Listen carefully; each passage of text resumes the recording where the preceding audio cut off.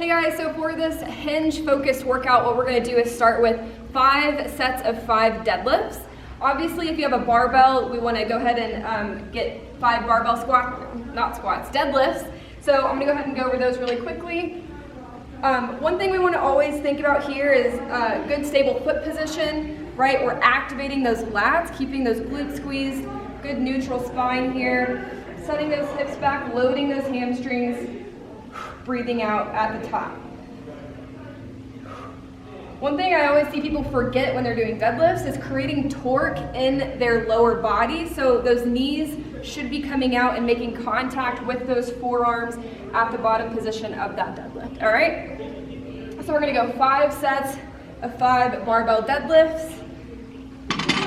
If you are at home and you do not have any weights, what we're gonna do is get creative, and we're gonna grab our laundry detergent here or anything that you have similar to this with the handle, and what we're gonna do is go single leg deadlifts. So we're gonna grab the opposite hand of the leg that we're standing on. You could go double hand grip here if you want, but we're just gonna set those hips back. We're keeping that knee slightly unlocked, so we don't wanna keep that knee locked out. Just keep that knee nice and soft, hinging at the hips here, back is flat. You can slow this movement down because what we're gonna do is 5 on each leg. Keep that core engaged. All right, and then we're gonna switch. Big breath in, nice strong core. Hinging at the hips. All right, if you have an apartment gym or something with kettlebells, obviously that would be another really good variation. If you've got a heavy kettlebell, you can go keep 2 legs on the ground here to a traditional deadlift, or you can grab a lighter kettlebell and do the same variation that we showed you with the laundry detergent. All right, so that is part 1. All right guys, so for part 2 of this workout, what we're gonna do is a 16-minute EMOM. So EMOM just means every minute on the minute. So we're gonna alternate between 4 different movements. So for minute 1, what we're gonna do is 12 Cossack squats. So we're gonna alternate, so we'll get 6 each side.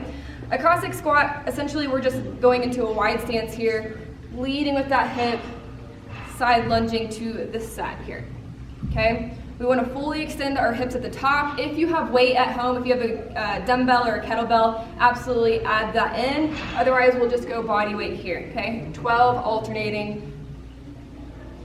Second movement, what we're gonna do is 6 broad jumps, okay? For these, you don't need a ton of room, you just need enough room for 1 jump, because you can always turn around, come back the other direction if you're doing this in your living room. So we're gonna load those hips.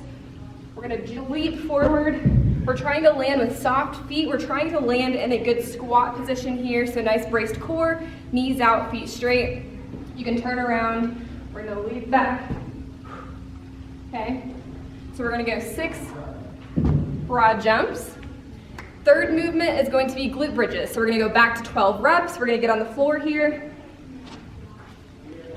Bringing those feet in close to our butt here, hands on the floor. We're gonna drive those hips as high as we can, squeezing those glutes at the top. Okay, so 12 reps here, driving those knees out at the top of that movement. All right, and then final movement is gonna be 6 burpees. So you can modify this however you want. Ideally, we wanna go all the way to the floor here, jumping those feet forward, extending those hips at the top. If you wanna go into a plank position, you can absolutely do that as well, okay? Final piece of this workout, guys, we're gonna do 3 rounds of 12 single leg glute bridges. So if you have a bench or a box at home, obviously use that. You can use your couch for this one as well, which is why I love this exercise. So we're gonna lean on the edge of that couch or bench or box, all of the things. We're gonna place 1 foot on the ground here, other leg's gonna be out in front. We're gonna drive those hips all the way up as high as you can. So what we're trying to do is keep the shin vertical at the bottom. So that's how you know kind of where to place that foot. We don't want it all the way back here. We don't want it out in front. Nice vertical shin here, driving those hips all the way up. If you have something, detergent or a weight or something that you want to place in your lap, you can absolutely add some weight as well. We're going to switch, go 12 on the other side here. Okay, so 12 each leg. We're going to pair this with a kettlebell swing. So for that kettlebell swing, we want to start in that hike position, right? Kettlebell's out in front. We are locking those lats and shoulders in, hinging at the hips here. okay? If you do not have a kettlebell, what you can do is grab a water bottle, fill it up with some ice and some water, right? We're getting creative here if we're stuck at home, okay? We're just gonna swing.